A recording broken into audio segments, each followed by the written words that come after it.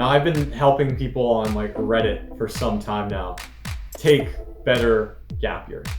And in my time, my little time kind of helping people online, I've noticed that there are 5 groups that people tend to fall into. And today we're going to go through each of these groups and we'll see which one you fall into. Hi, my name is Dylan David Gordon. You're watching Beyond Young, where I take you from school life to real life.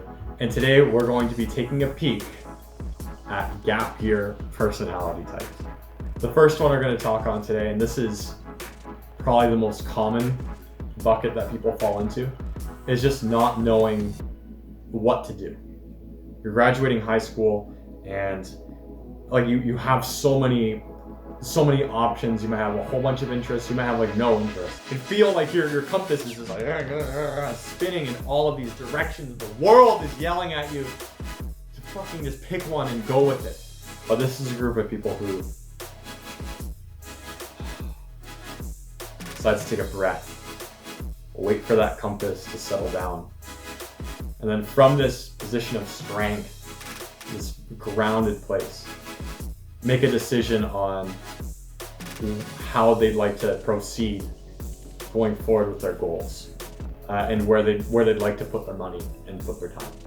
So that's the first group of people. I think it's pretty noble to take a gap year for this reason. The second bucket that people fall into are like the overachievers, people who know exactly where they want to go and have the grades to get there. But the trouble is they've been working so hard for so long. Imagine 12 years of just dominating in school, getting like high 90s, just always doing great. And then being asked from this environment where you worked really hard into putting just as much output in this much more competitive environment. So taking that moment again, just to breathe, get some treads back on those tires again after you've just been spinning them for so long, and then go back to school totally refreshed. The third group of people, and these people are my favorite, are people who hit the like button for the YouTube algorithm. It lets me know that you like the video, and it also lets YouTube know that other people like you want to know about the gap year. But anyways, the third group of people who want to take a gap year, and the third kind of bucket, are people just with wanderlust. These people, they've been, it's like trapped in the school system for so long. You've been in school for 12 years and you just want to travel, you want to see the world. You're getting antsy and signing up for another 4 years of that, of being stuck at a desk is a lot to ask for some people, and they just want to travel and see the world. And heck, if like you've saved the money to do it, or the parents have saved the money for you to do it, or if you're creative and I've found a way to do it cheaply, then why not? There's no hurry to go to school right away. And all the hurry you're feeling to go to school right away is just made up. And one more thing I'd like to add on these people who just want to travel. Now's the best time to do it. So anyone who might give you a hard time for doing it, just smack them, get them out of your way. Because if you want to travel in the middle of your time in university or afterwards, you're going to be stuck having to service like government loans at the same time. So while you're in the middle of Europe, you're going to be sending a check $500, $600, $700 a month to pay for your OSAP.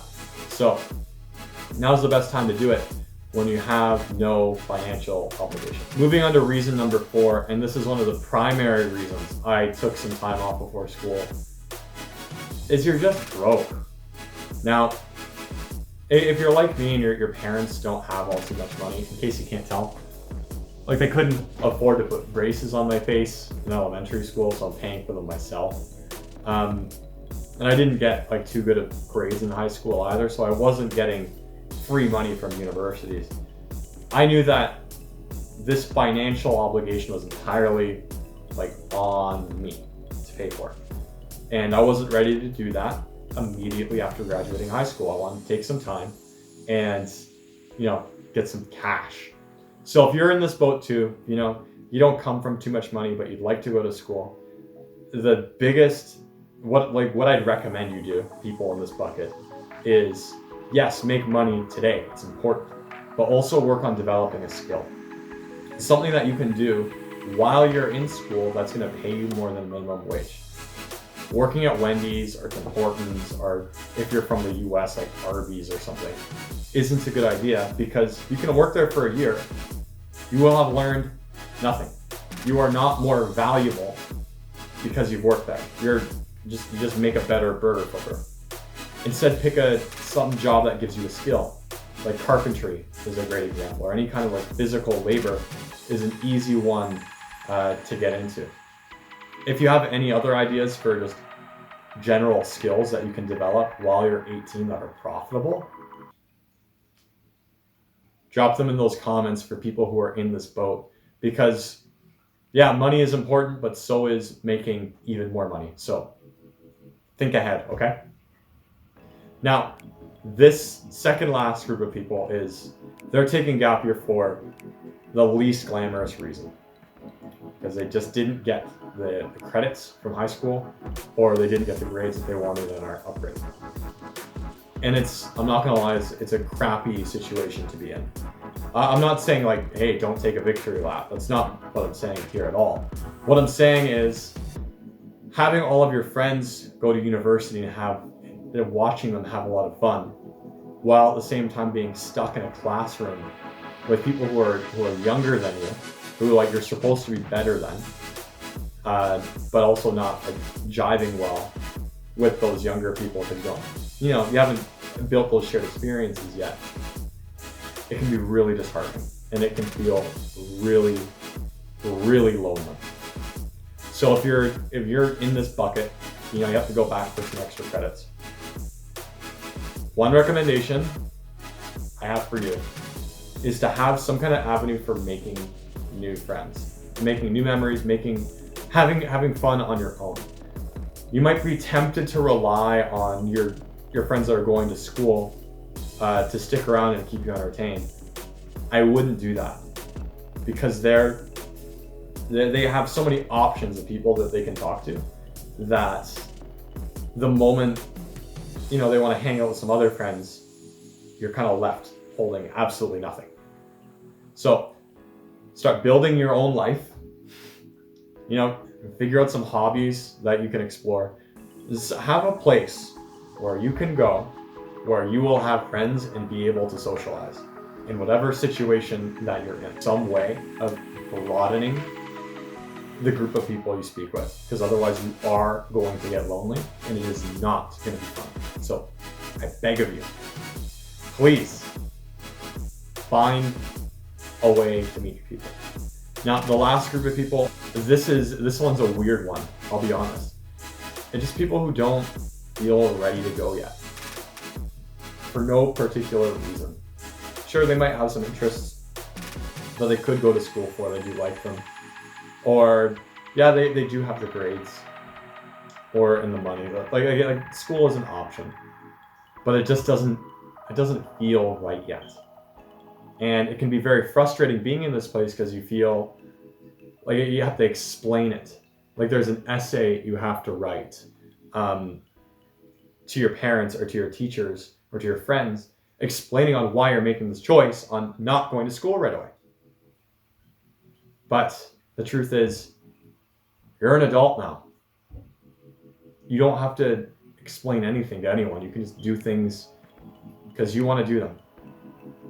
Which leads me to my last point, and about for people who don't fit into one of these buckets, it transitions well, is you've been inside of this school system for most of your life. 12, 13 years, 11 if you're one of those smart guys who skipped a grade. But for most of your life, your days have been scripted out. You have a curriculum that you follow. You have teachers that tell you what to do. They punish you for doing bad things and reward you for doing good things. Real life doesn't work this way. There are no grades. It's not a straight line path anywhere. You can break rules and be rewarded for breaking those rules. It's called being clever. The truth is the school system, it's entirely artificial. It's made up. I think everybody should be taking a gap year to kind of deprogram themselves from this way of thinking. Instead of having a life plotted out for you by a teacher where everything, fits very nicely into a box. Today we're learning biology, and today we're doing music and art and like dance or whatever. Everything is very boxy. You can take the time in a gap year to figure out what your interests are that don't fit nicely into a box. So yes, there are buckets, there's popular ways of taking gap years, and they're all good reasons to do them. But the number one reason to take a gap year, in my opinion, and the reason I'm making this channel, is because I think everybody should take a gap year before going to university, to unplug themselves from the school system and start thinking for themselves and what they want to do with their life. That was a lot, wow. So if you resonated with that at all, in the comments, let me know, what bucket do you fall into? Are you someone who's just broke and needs to make some money before going to school? Maybe you have a little bit of wanderlust on travel. Maybe you know exactly what you want to do and just need some time to get some more tread on the tires. Let me know in the comments, I'm curious. And if you've made it this far, I have a gift for you. I know, I'm very generous. But I wrote a book, it's called 3 Steps for an Awesome Gap Year, where I show you exactly how to move out, get a real job, and start building your foundation so you can start living like a young adult, like a functioning person, while still having an incredible amount of fun. So if you'd like that book, click the link down in that description. Toss me your email and I'll send it your way. But for now, my name is Dylan David Gordon. You've been watching Beyond Young.